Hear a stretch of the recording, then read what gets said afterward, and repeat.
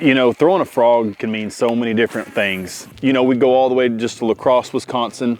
There's acres and acres and acres and thousands of acres of just grass mats and slop and things to throw a frog in, and it's just so prime.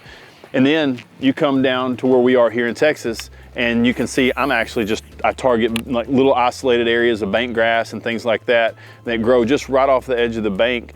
Very similar to what you do there, but you're still fishing the frog, but you're not having to go across acres and acres and acres and miles and miles and miles of you know, just prime looking real estate to try to get a bite. So it's still a great way to cover water with a frog, and to do it without having to flip up there when those fish are wanting to feed up, instead of, you know, flipping a weight into that grass and watch and let go down, because that water up there is only, you know, 12, 15, 18 inches deep.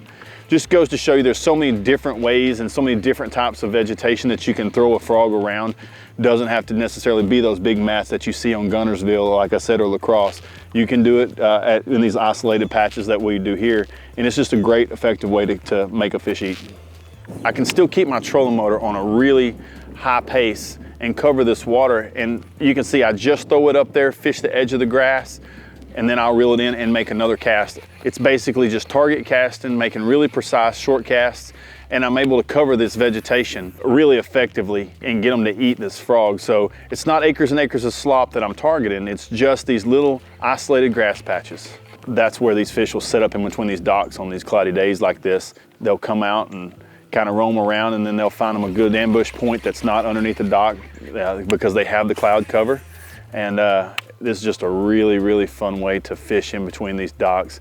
It's even hard for me to not stop and fish these docks sometimes. But when I'm on a roll and you know, we're getting the bites that we're getting, it's just a really good, effective way to fish and cover these isolated little clumps of grass.